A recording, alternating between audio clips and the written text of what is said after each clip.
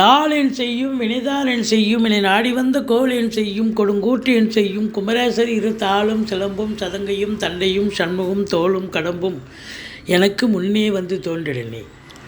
உலகெங்கிலும் வாழ்ந்து கொண்டிருக்கும் புது வசந்தம் டிவி நேயர்களுக்கு டாக்டர் சைதை ராஜாவின் அன்பான வணக்கங்கள். நாம் இப்பொழுது இந்த எபிசோடில் மார்ச் மாத ராசி பலன்கள் 12 ராசிகளுக்கும் வாக்கிய பஞ்சாங்க அடிப்படையில் கிரகங்கள் ஒவ்வொரு ராசிக்கும் எப்பேற்பட்ட பலன்களை வழங்கப் போகிறது என்பதை பார்க்கலாம் வாங்க. மார்ச் மாத கிரகங்கள் இந்த மேஷ ராசிக்கு எப்பேற்பட்ட பலன்களை வழங்கப் போகிறது அப்படின்னு பார்த்தீங்கன்னா, மேஷ ராசி காலபுருஷனுக்கு முதல் ராசி, அஸ்வினி பரணி கார்த்திகை முதல் பாதம் உள்ளடக்கியது.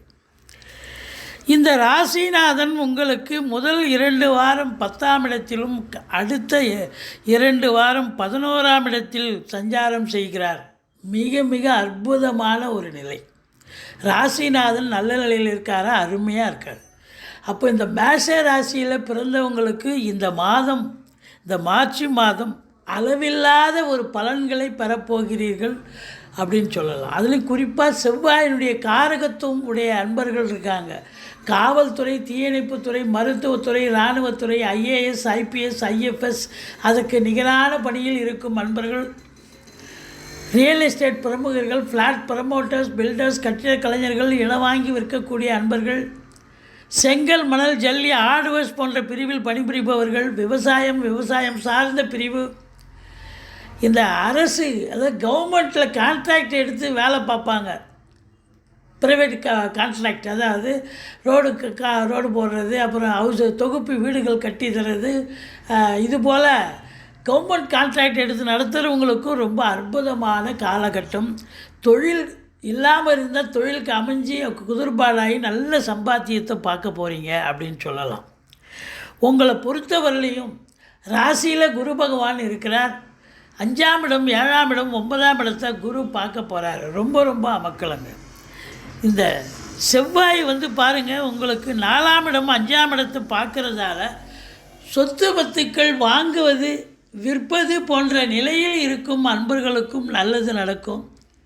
இவ்வளோ நாளாக வீடு குதிர்பாடு ஆகலையே, நல்ல இடமா கிடைக்கலையே வீடுன்னு வருத்தப்பட்டவங்களும் இந்த காலகட்டம் நல்ல அற்புதமான இடமா அமையும். இல்லை ஃப்ளாட்டு அற்புதமாக கிடைக்கும். பூர்வீகத்திற்கு சென்று வருவீர்கள். பூர்வீகத்தில் சொத்து பத்து பிரிச்சிக்கணுன்னா இந்த காலகட்டத்தை பயன்படுத்தி கொள்ளலாம். நல்ல ஒரு சந்தோஷமான பங்கு உங்களுக்கு கிடைக்கும். பூர்வீகத்தில் கூட வீடு கட்டலாம், வீடு ஆல்ட்ரேஷன் பண்ணலாம். அப்படி ஒரு வேலை எடுத்துக்கிட்டு போவீங்க. குலதெய்வ வழிபாடு உங்களை காக்கக்கூடிய ஒரு அமைப்பு இருக்குது. 2ஆம் இடத்த அதிபதி சுக்கிரன் முதல் வாரம் உங்களுக்கு 10ஆம் இடத்துல இருந்தாலும் அதுக்கப்புறம் 11ஆம் இடம் வந்துடுறார். இது அமக்கலமான ஒரு சூழலுங்க. அப்போது பொருளாதாரம் வரவுங்கிறது பெரிய விஷயமாக இருக்கும். நீங்கள் எதிர்பார்த்ததை விட ரெட்டிப்பு மடங்கு நீங்கள் சம்பாத்தியத்தை பார்க்க போகிறீங்க.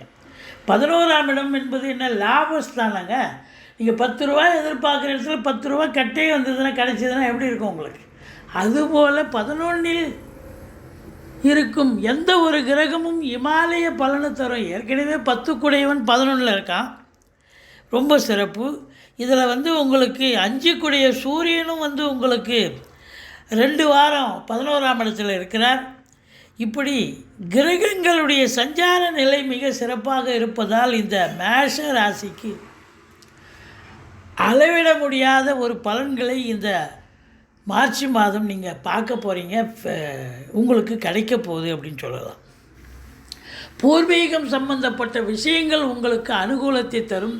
பிள்ளைகளுடைய உயர்கல்வி, அதில் குறிப்பாக வெளிநாடு போய் உயர்கல்வி ஆராய்ச்சி கல்வி படிக்கிறாங்க அப்படின்னா கண்டிப்பாக அவங்களுக்கு நல்லா படிப்பாங்க, நல்லா படிக்கிறாங்கன்னு இன்ஸ்டியூஷன்லேருந்து தகவல் வரும்.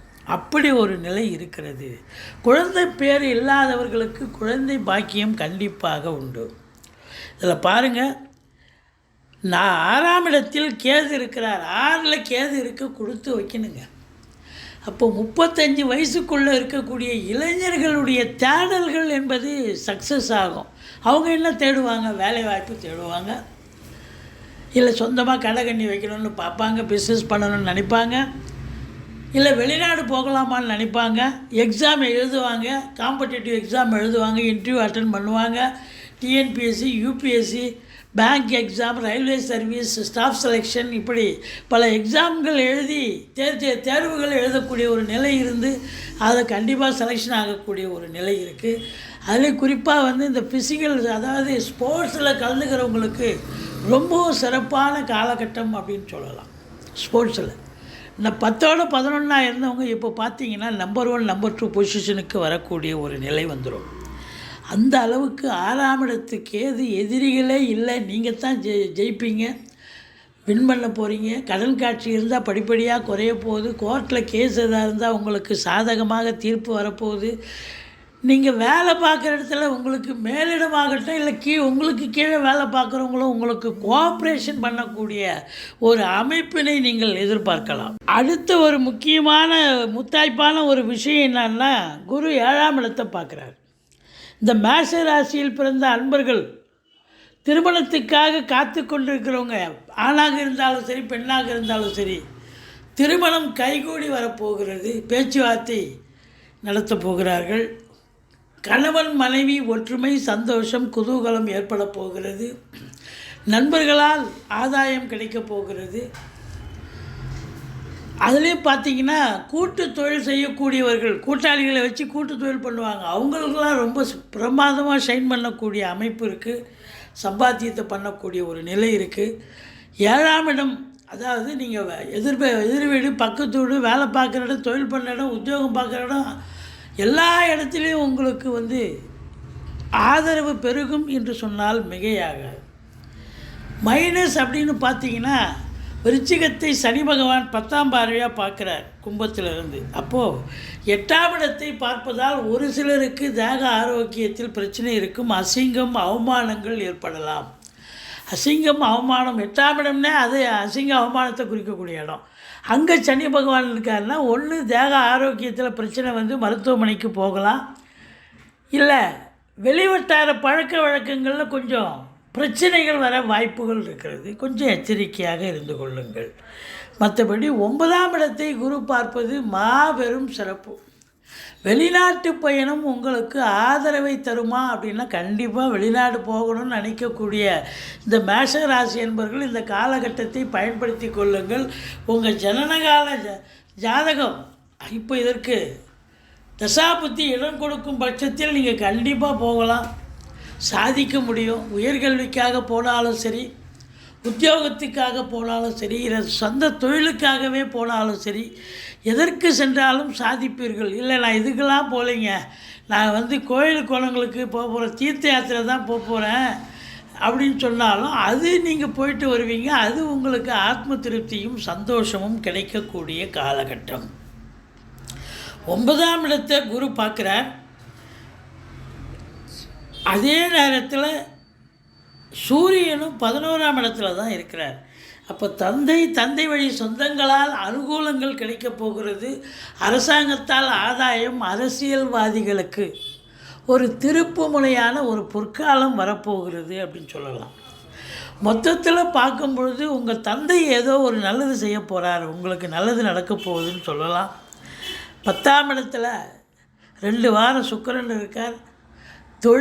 புதுசாக தொழில் துவங்க நினைப்பவர்கள் தாராளமாக தொழில் துவங்கலாம். இல்லை உத்தியோகத்துக்காக காத்திருக்கீங்க, படித்து எந்த உத்தியோகத்துக்கு போகணுமோ அந்த டிபார்ட்மெண்ட்லேயும் உங்களுக்கு வேலை வாய்ப்பு கிடைக்க வாய்ப்புகள் இருக்குது. இந்த ரியல் எஸ்டேட் பண்ணுறவங்க இந்த மாதம் ரொம்ப நல்லா போகும் உங்களுக்கு. ரியல் எஸ்டேட் பண்ணுறவங்க, இந்த புரோக்கரேஜ் பண்ணக்கூடியவர்கள், இவங்களுக்கெல்லாம் இந்த விவசாயம் சார்ந்த பிரிவு, இப்போ விவசாயத்தை நம்பி கூட சில நண்பர்கள் இருக்காங்க, டிராக்டர் வாங்கி வச்சுருக்காங்க. ஏன்னா விவசாயத்தில் இப்போ மேன் பவரே இல்லை, எல்லாம் மெஷின் பவர் ஆகிப்போச்சு. அப்போ அந்த மெஷினை இயக்கக்கூடியவர்கள் அவங்களுக்கெல்லாம் ஒரு பொற்காலம் அப்படின்னு சொல்லலாம். அதுலேயும் இரும்பு இல்லாத உபகரணம் இல்லை. சின்ன லேத் ஃபேக்ட்ரிலேருந்து பெரிய கம்பெனி வரைக்கும் தொழிற்சாலைகளில் வேலை பார்க்கக்கூடியவர்களுக்கு, தொழிலாளிகளுக்கும் உங்களுக்கும் ஒன்றா சில பிரச்சனைகள் ஏற்பட்டு, கருத்து வேறுபாடு ஏற்பட்டு பேச்சுவார்த்தை நடத்தி அது சரியாகுமா ஒழிய, ஆனால் தொழில் சிறந்து விளங்கும் அதில் ஒன்றும் குறை கிடையாது. கல்வி நிறுவனங்கள், கல்விக்கூடங்கள், கல்வியாளர்கள், கல்வி பயிலும் மாணவ செல்வங்கள் இவங்களுக்கெல்லாம் ஒரு சிறப்பான காலகட்டம். தொட்டதெல்லாம் தொடங்க போகிறது. இந்த மேஷ ராசியில் பிறந்தவர்களுக்கு இந்த மாதம் நினச்சதை சாதிக்க போகிறீங்க. அது குறிப்பாக வெளிநாடு போகணும் நினைக்கக்கூடியவர்கள் தாராளமாக போகலாம். 15 தேதிக்கு பிறகு தந்தையால் செலவினங்கள் ஏற்படும். தாய்மாமன் மற்றும் மைத்துனர் வகையில் செலவினங்கள் ஏற்படும். வாழ்க்கை துணை, அதாவது சுக்கிரன் நல்ல நிலையில் இருக்கார். அதனால் வாழ்க்கை துணையால் உங்களுக்கு மனைவியால் லாபங்கள், அனுகூலங்கள் கிடைக்க போகிறது. மற்றபடி நரம்பு சம்பந்தப்பட்ட பிரச்சனை இருப்பவர்கள் இந்த மாதம் கொஞ்சம் எச்சரிக்கையாக இருந்துக்கணும். கொஞ்சம் அது நியூரலஜிஸ்ட்டு போய் பார்க்கக்கூடிய சூழ்நிலை ஏற்படும். மற்றபடி வெளிநாடு போகணும்னு திட்டம் வைத்திருக்கிறவங்க தாராளமாக போகலாம், நல்லதே நடக்கும். இந்த மேஷ ராசியில் பிறந்தவங்களுக்கு 6 நாள் சந்திராஷ்டமங்க. 2, 3, 4, 29, 30, 31 இந்த மார்ச் மாதத்தில் ஆரம்பத்துலேயும் கடைசியிலையும் சந்திராஷ்டமம் வர்றதால எச்சரிக்கையாக இருந்துங்க. மற்றபடி குறை ஒன்றும் இல்லை. சூப்பரான ஒரு மாதங்க இந்த மேஷ ராசியில் பிறந்தவர்களுக்கு.